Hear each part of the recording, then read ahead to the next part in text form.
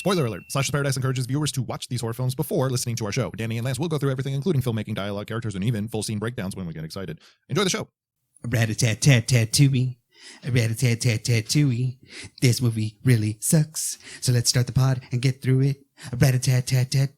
Rat-a-tat, rat-a-tat, rat-a-tat. Welcome to Slashers Paradise. That's Danny. I'm Lance. Hey, man. It's a new beginning. It's a new beginning. It's a new beginning. Yes, it is. Dun, yeah, great. Dun. Yeah, great wrestling. Yeah, we're wrestling fans too. But oh no, it's Friday the 13th, Part 5, the new beginning. I thought it was the final chapter. I thought we were done.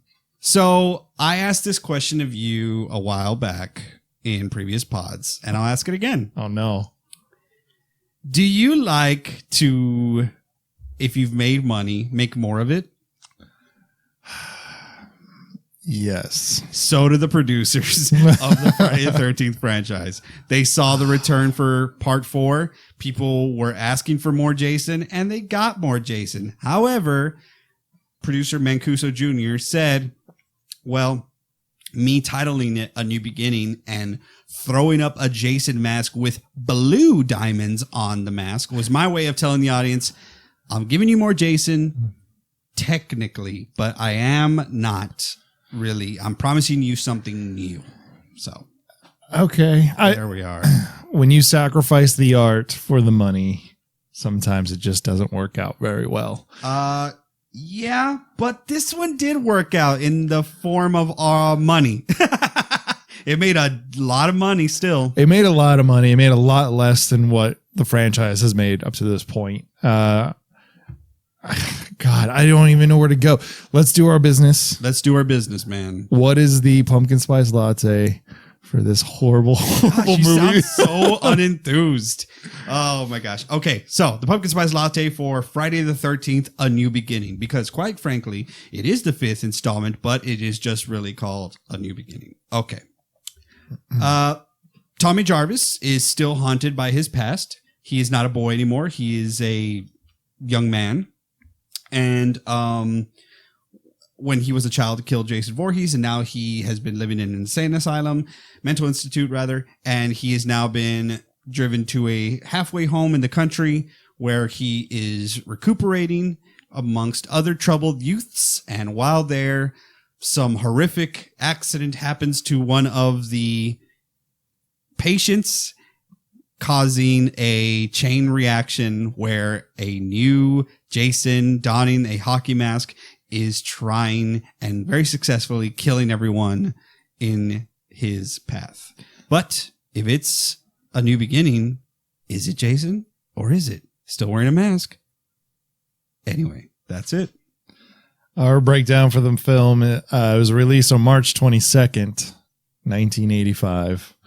Our budget was $2.2 million. Our return in the box office was only $22 million. Yes, it made its money back, but far less than our previous sequels had made.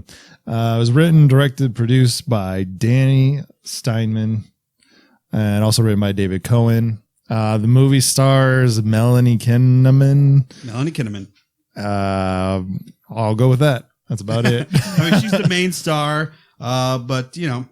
I mean, I can go down a list, but it's just... Well, you know, like there'll be some people who end up doing more things from here on out. The boy or the man who plays an older Tommy, his name is John Shepard, but Miguel Nunez is in this, making a cameo or a small featured role. You'll know him as Mr. Juana Man, and he's also a Leprechaun 4, among other things. Of course, you know that. Of course I do. But also, Corey Feldman does make a cameo. Because, very interesting one. Well, Lance, it was written that Corey Feldman was going to come back as Tommy Jarvis and reprise his role in this movie. He was going to be, as they set it up, the new Jason. He was going to get transferred over to him, and he was going to become Jason. However, as Corey Feldman states, Steven Spielberg just fucked it all up, and he cast me in The Goonies. So Corey Feldman went on to be Mouth in The Goonies, and he did not get to do a full role as was written already for him in Friday the 13th Part 5. So he did a cameo where they basically aged him out. They shot it like in his backyard. How fun is that? Hey, we need to do a quick cameo for the movie. Can we go to your backyard because your schedule's so tight? Let's go film it. So yeah, they filmed a young Tommy Jarvis, basically Corey Feldman, having a dream where he sees Jason be dug up, and when he comes to or snaps out of the dream, it is the older Tommy, and it's all downhill from there. It sure is, man. It's a quiet Tommy too. I think the trivia states, between not counting the yells or the laughs, because I think he does laugh at least once in this movie. Tommy Jarvis says a total of 24 words in the movie. So that's not a plus for the movie. It's an easy paycheck, I assume. Danny, what's slash word to Slasher's Paradise? All right. Slash word is the horror version created by Slasher's Paradise, where the horror version of Password, where when you hear the word, you take a drink. So we will have to encourage you all to definitely use alcohol this time. Yeah. Because if you're going to watch, if you're watching if you're watching this movie with us or along with us, it's tough. So once you hear the slash word be said, take a drink of your favorite beverage of choice. We never recommend alcohol. This time we do. Absolutely. We always have a caller for this, for slash word. Somebody usually from the franchise or randomly in the world, they will call in. Danny, who's bringing us a slash word tonight? Well, I've thought long and hard about this, Lance, obviously. And, there is a character played by Miguel Nunez in this movie called Demon, who is the brother of Reggie the Reckless, who is, he's a young kid featured in this movie you're going to love. I think that's the only redeeming thing, is that Reggie is pretty funny. Yeah, they're the highlight. But because Miguel Nunez plays Demon, why don't we get Angela from Night of the Demons to call in? Oh, beautiful. I kind of thought about this. I thought I'd hit her up. She's a fan. So, Angela from Night of the Demons. All right, Angela, you're on the line. Welcome to Slasher's Paradise for the first time. Go ahead and give our listeners a slash word of the night. Hello, my little demons. The slash word is sleaze or sleazy. Whatever. I don't care. This movie sucks. Go to hell. All right, thank you very much, Thank Angela. you. Oh, so creepy. That was terrifying. No, but this movie. Okay, folks, here it is. This is it. We're gonna be. I definitely don't like to talk a bunch of shit, but I think Lance doesn't want to talk a bunch of shit. But we are going to keep it real with you all, our faithful paradisers. We're not gonna talk a lot about this movie because it's pretty shitty. There's just not much salvageable. There's a big ick factor to this movie across the board, whether it's the gore, the sex, the over amounts and gratuitous amounts of sex and the way it's shot.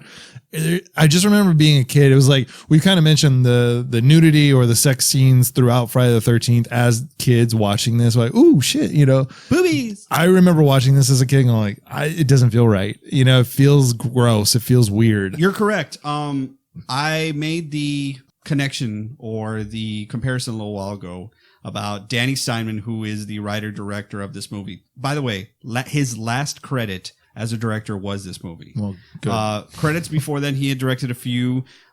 He's a sleazy director. Let's just be honest. He's a very sleazy director. He's a broke man's John Waters. If you know anything about John Waters, you know he makes a very specific type of film, but definitely has a big following and I think can be successful in that really dark comedy, where this director, Danny Simon, definitely fell short because there is a point of being a sleazy style director and then you yourself being a terrible human being. Right.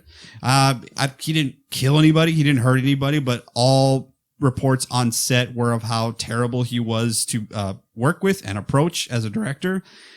There are plenty of directors out there who don't want to hear help or criticism. They don't want to hear anything. And he's definitely one of them. But there is, you're right, an ick feel to this whole movie. There is definitely, I think, sleazy is a word I'm going to throw around a lot. I hope it's not the slash word because we'll die. But yes, there is a sleazy, gross, disgusting, over-the-top, nonsensical point of this movie. And yeah.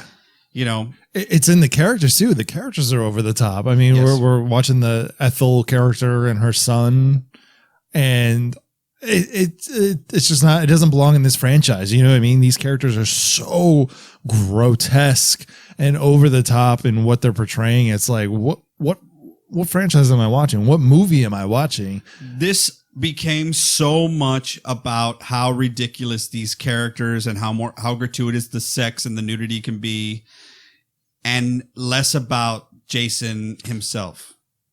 Yeah, But you told us it was going to be about Tommy's struggle, about Tommy's recovery. Why didn't you just lean into that? Oh, I get it. You're not equipped to do that.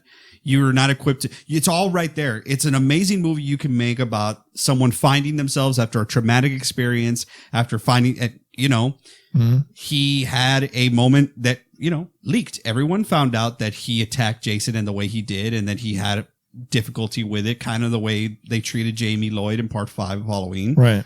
There's something there. You can definitely make a good movie about what a traumatic experience would do to someone at a young age, and having to see them live through that. And I'll give the credit where the credit is due.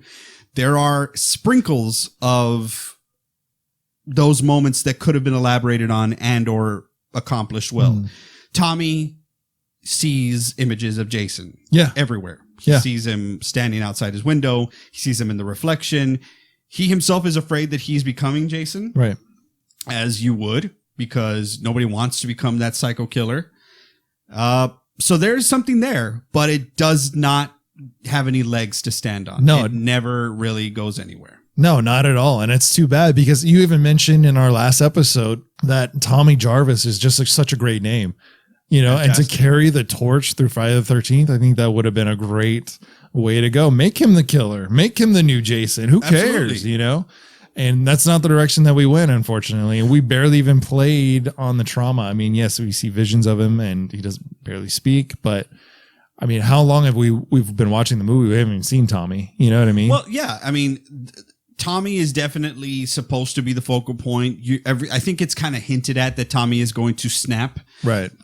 Some people within the small town believe that Tommy is the one that's doing these murders, because even the sheriff, there's a lot of they're not at risk, but they are, it's a halfway home for recovering teens or recovering young adults. Yeah. And 2 promiscuous teens get brought back to the home, and the sheriff tells the man in charge, whose name is,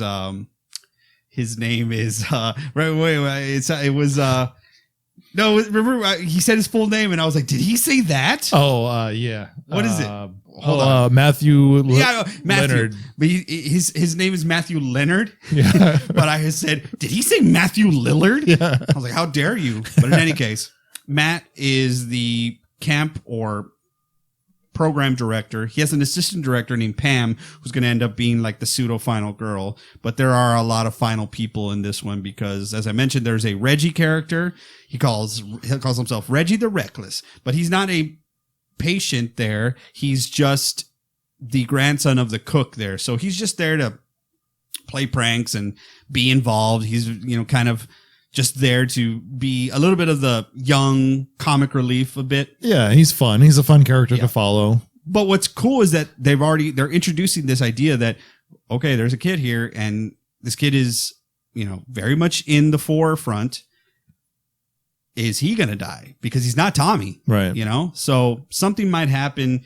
But anyway, you got Pam, you got Reggie. So these teens are brought back to Matt, and the sheriff does say, so, heard you got the Jarvis boy.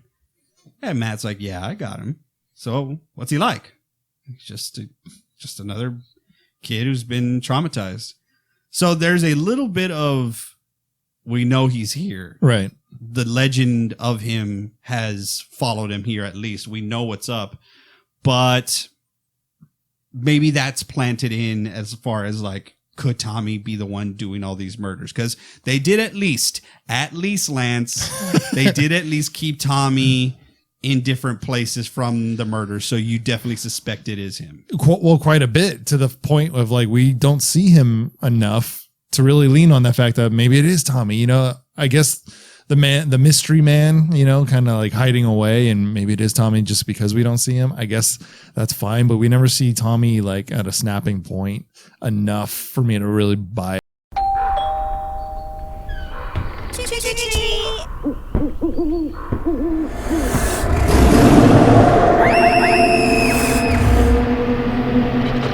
You're listening to Dead Candy, dedicated entertainment for the dead.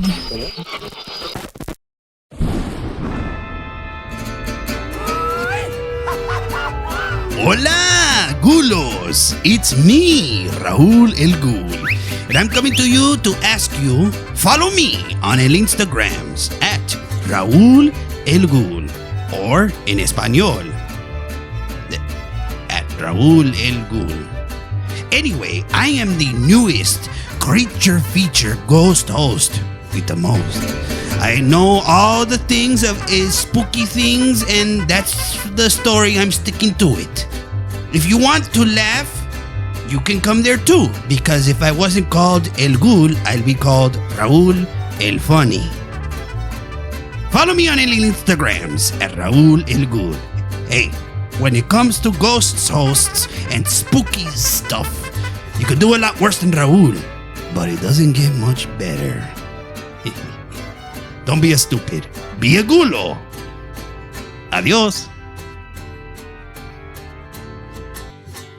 What I do buy is, we talked about the accident that happens. Right. There is a tipping point, and quite early on, there is an accident in this movie. Yes. Ay, Dios. All right. Look, guys. This is 1980. This is 1985. PC is definitely not a thing that exists as whether it's in this time, definitely not in this type of movie.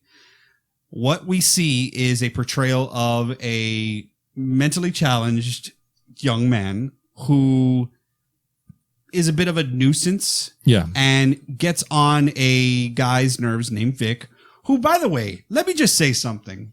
First of all, God, I felt like I haven't said that in a long time. I felt like I haven't said first of all in a long time. But anyway, first of all, Vic is chopping this trunk halfway. I mean, in half. Yeah. If you know anything about chopping wood, what the frig are you doing? You are going to be chopping that for an eternity. You're supposed to. Anyway, that bothered me seeing him chop that wood. I almost felt like it was just an act of aggression. He wasn't trying to actually chop the wood. Maybe like, sure, he's just getting his exercise and his aggression out because he is very angry. We don't know why. So Vic is very angry, and he's approached by this simple character. I mean, that's who Joey is. Yeah. Joey's a bit of a nuisance in the sense of like, he doesn't get social cues.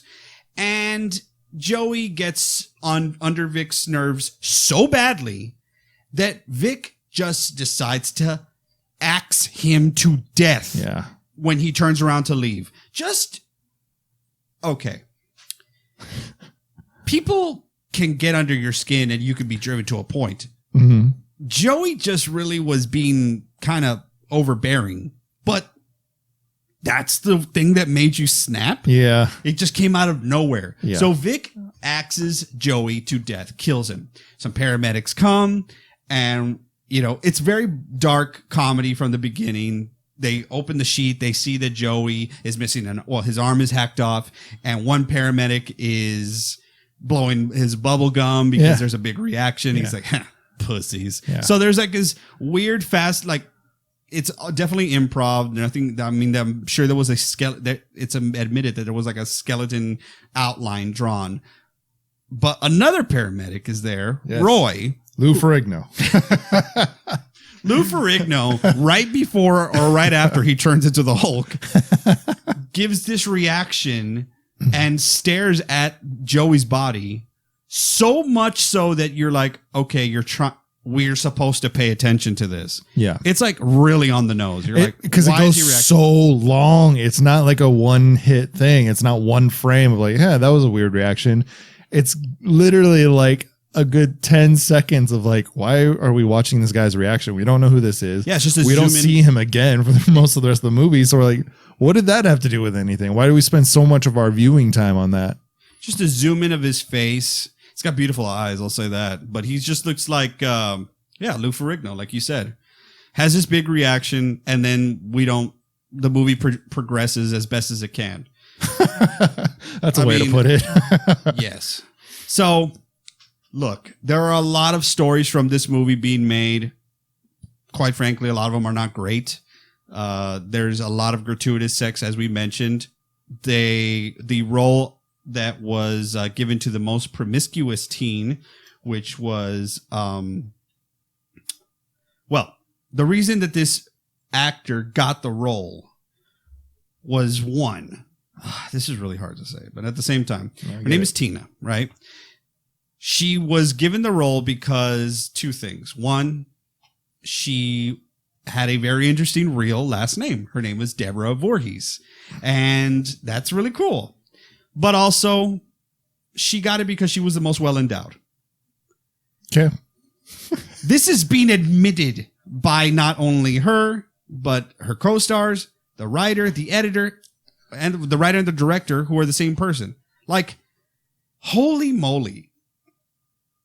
That's so dirty. Icky. I hate that. It's like I said, the whole movie gives you this ick factor, and then you find out there's a reason for it. Like the way these people were cast, the way everything was shot, the way they were treated, it all makes sense. Yeah, you're talking about like the most what do we do next attitude. I guess we could do this because, the producer hired this director based off of something that he saw, which was a Linda Blair porn exploitation sort of movie, which is what he was basically trying to make here. Yeah.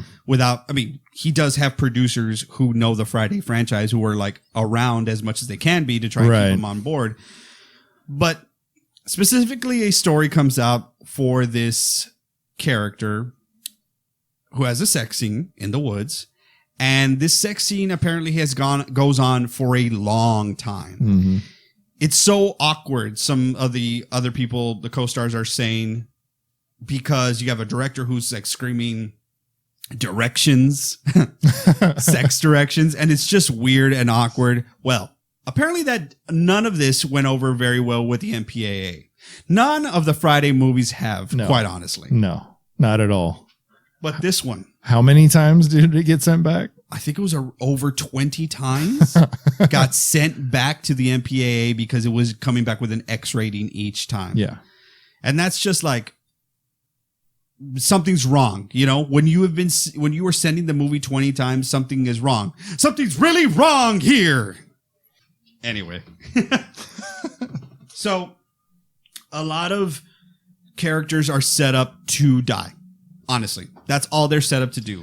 It was actually mandated or told, basically, that the producers wanted to see a death every 8 to 11 minutes, or a scare every 8 minutes. So we made it a mathematical quota for a horror film? Correct. So like throw out the creativity, throw out the actual like story and all this kind of stuff.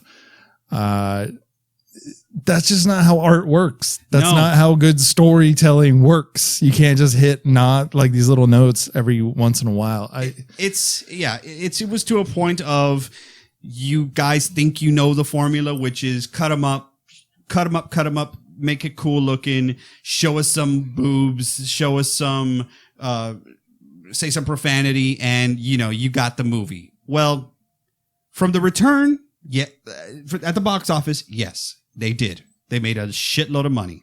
The thing is, the fans were pissed. Yeah, they of course. were very mad. One, because you duped them. Spoilers, folks. There is no Jason in this movie. No. There are images of Jason in flashbacks, in images, and the way you can tell who the real Jason is does he have the red diamonds on his mask or does he have the blue diamonds on his mask? Tommy sees images of the real Jason. However, there is one cool thing. Oh boy. One tiny, teeny cool thing about this movie. What is that? What hidden gem have you found? The actor playing Jason, for the most part, was Mr. Tom Morga, who had a small part playing Michael Myers in Halloween 4. He is Bandage Michael Myers in the garage. Mm-hmm. Not only that, but the stunt coordinator on this movie was none other than Dick Warlock. Your second favorite Michael, apparently. The Michael Myers from Halloween 2. So there are a couple of things that, as far as horror nerds, we do appreciate things like that, those little connections. But that's putting it as like that's pretty much all we got. But there's zero character detail to this. Like, there's no one that you can really sink your teeth into. One thing about Friday the 13th movies I've always said is like the cast just seem like a bunch of friends hanging out, and it comes off so natural, and you care about them, you like them right away. These people are just cannon fodder. They are just thrown out there for this new Jason to kill, and you just don't care if they die. They don't die in great creative ways either. It was cut so heavily that you can't really see too much. By the time you see Jason, it's the blue diamond Jason.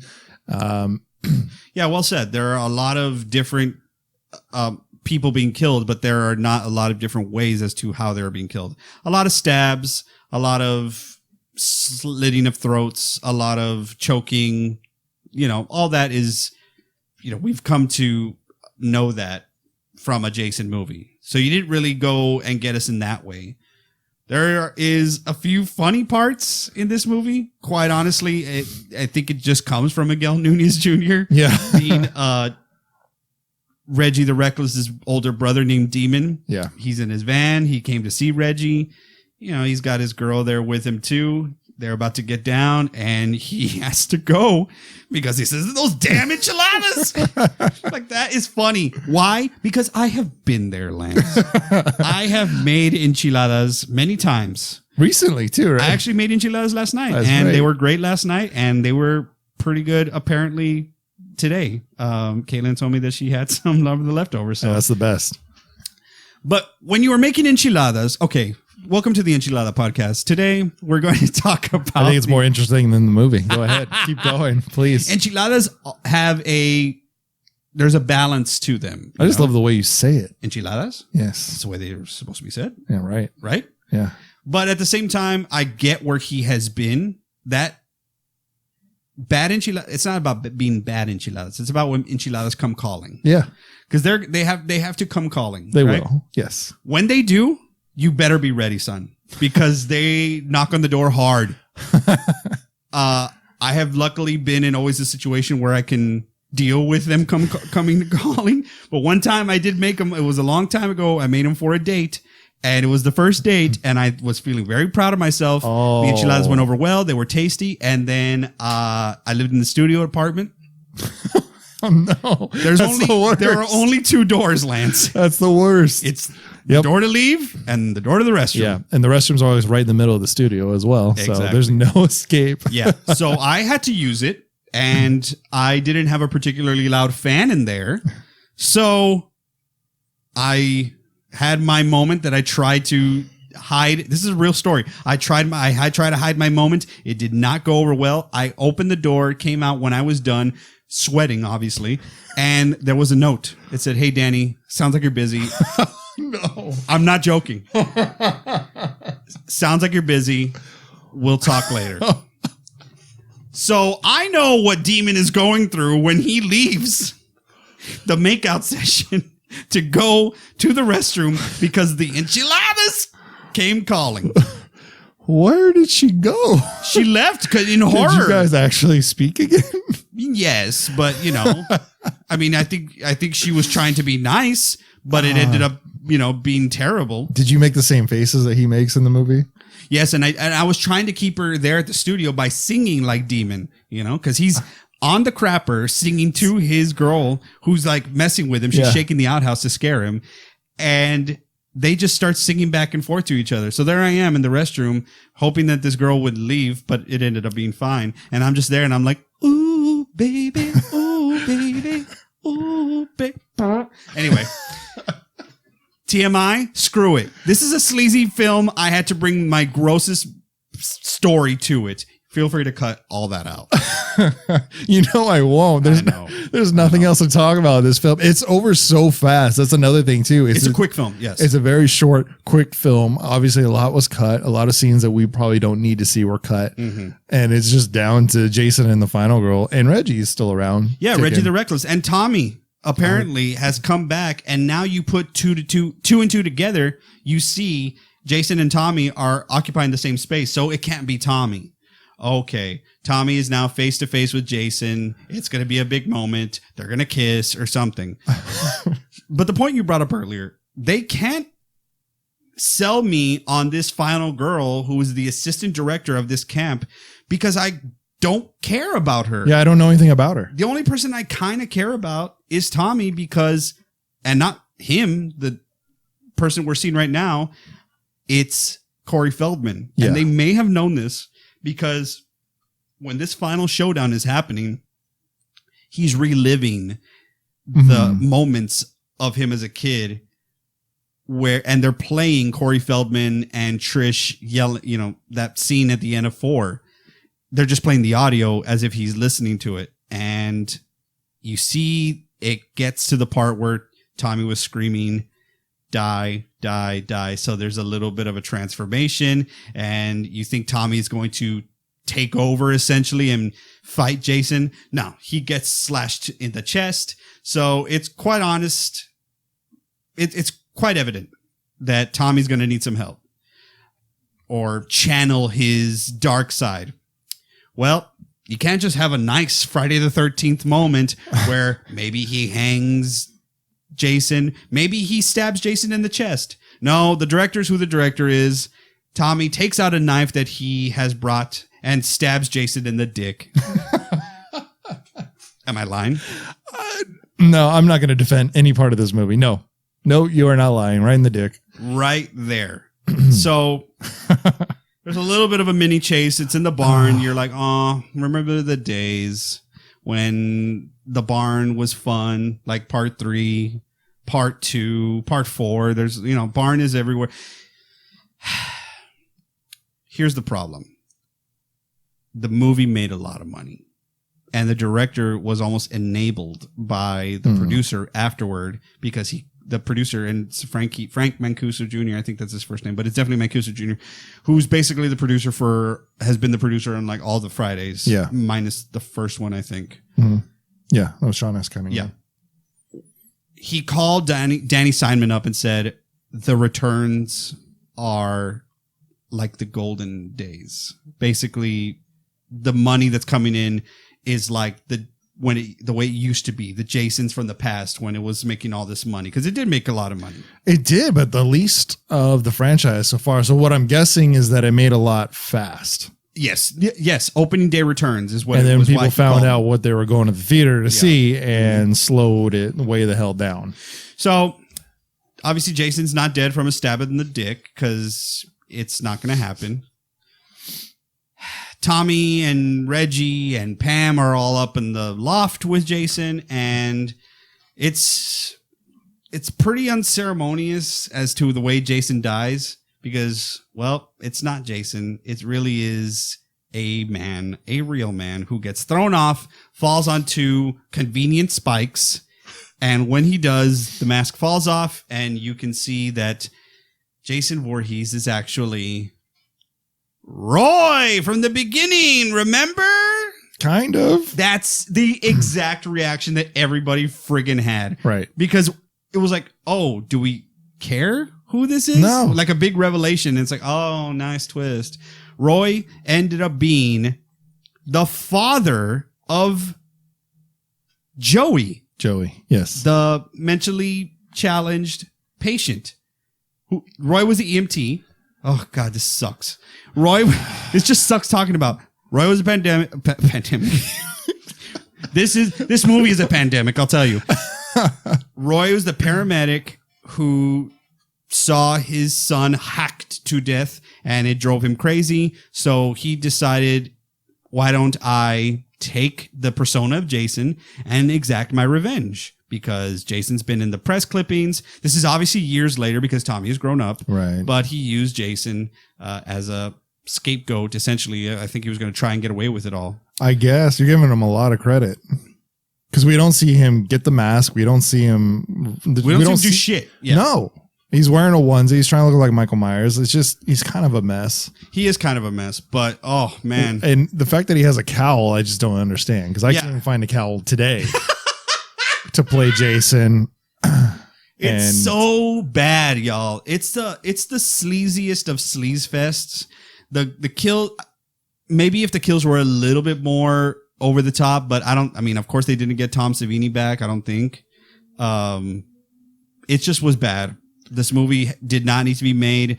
It was made for solely, it was a cash grab. But I'll just button it with this real quick. Obviously, they kill Roy. They survive, meaning Pam, Reggie the Reckless, and Tommy Jarvis. They go to the hospital. Tommy got slashed in the chest, so he has to be attended to.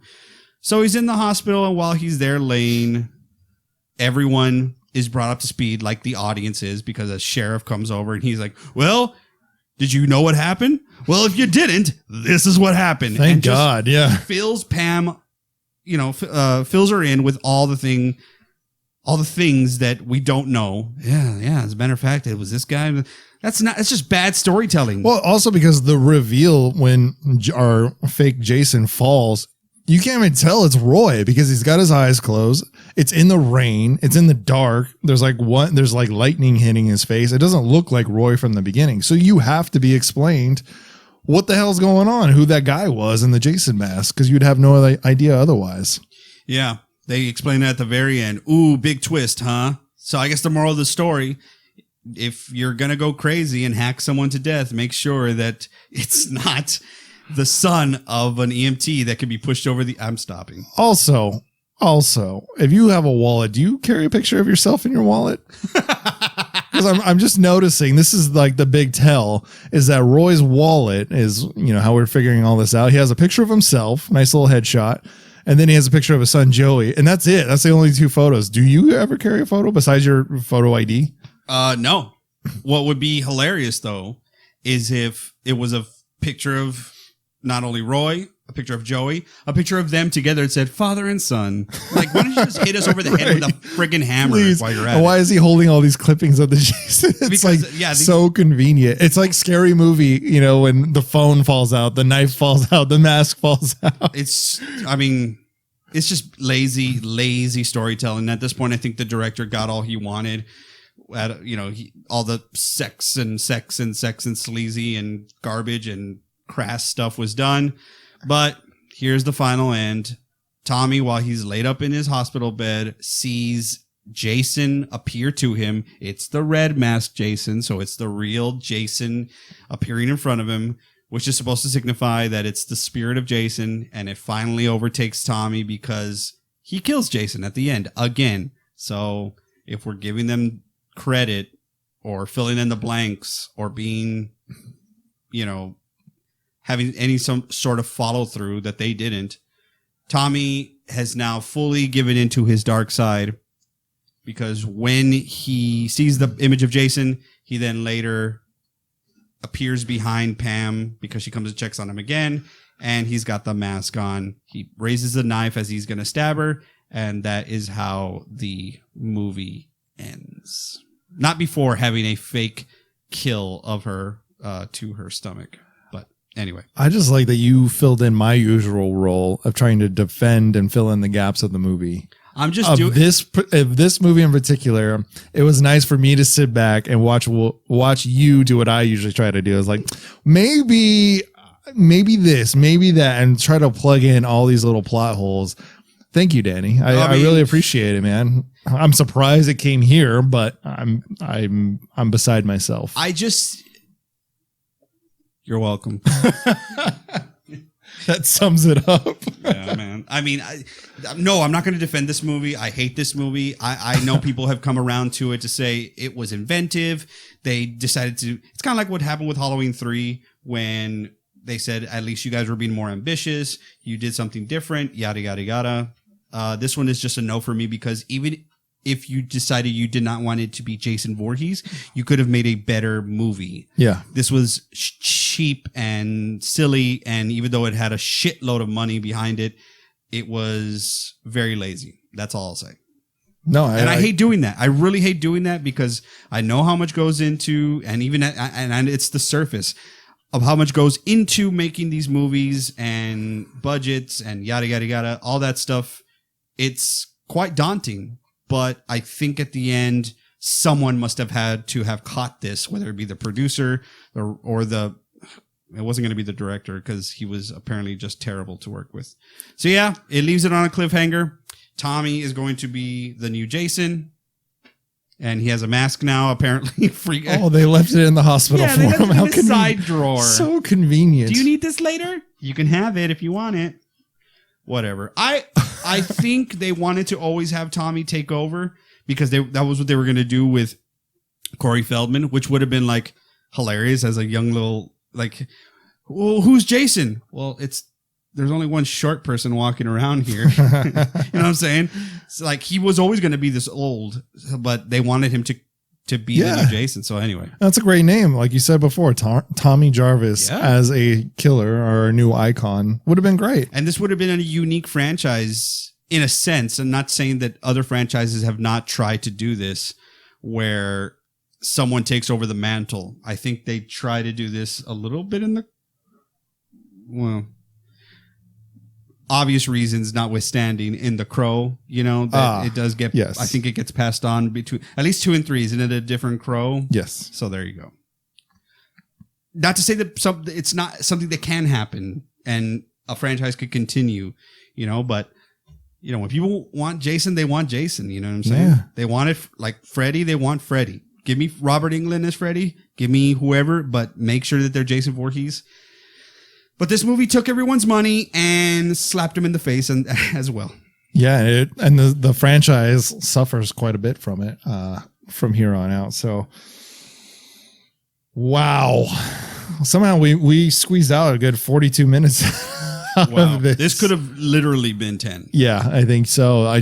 Most of my commentary was on your commentary on this terrible movie because enchiladas. But I mean, we always talk about the characters of these movies, and there's just no characters to talk about here. Like, really, there isn't. They're all cannon fodder. Mm-hmm. The Jason is awful. It's not a great movie, and unfortunately, it's one of those things that we try to do is salvage as many films as we can in the horror genre. But this is not going to be one of them, unfortunately. I think it could have been interesting, and I think it could have been good. But I don't care that.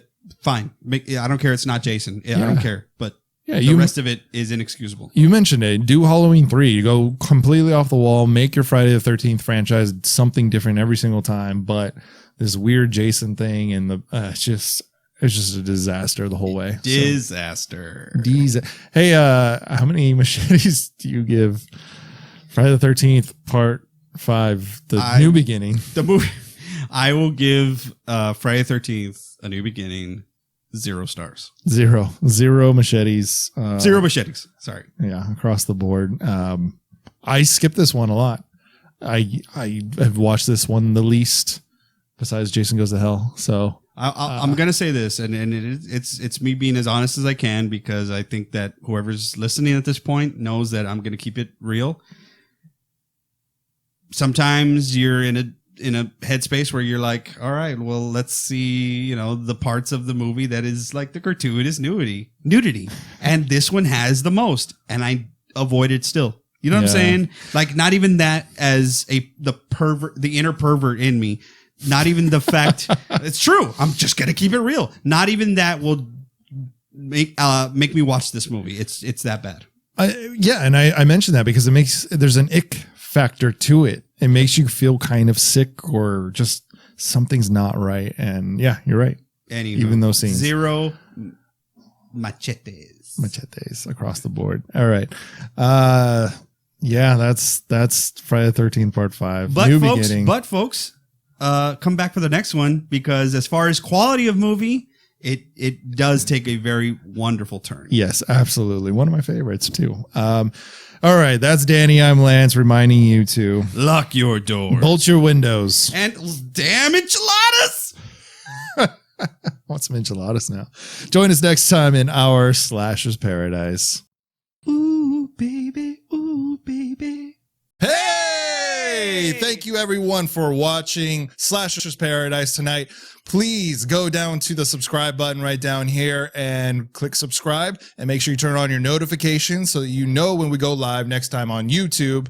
Danny? And if you prefer an audio version, look us up on Apple Podcasts, find Slasher's Paradise, listen to us obviously, and leave a 5-star rate and review. If you don't know what to say, go ahead and put in a request of a movie you'd like for us to talk about. We'd love to hear what you think, guys. Yes, please. And if you would love to see more of our beautiful faces, head to facebook.com/deadcandyfix. Dead Candy is the producer of Slasher's Paradise, and we will see you there, and we will see you next time.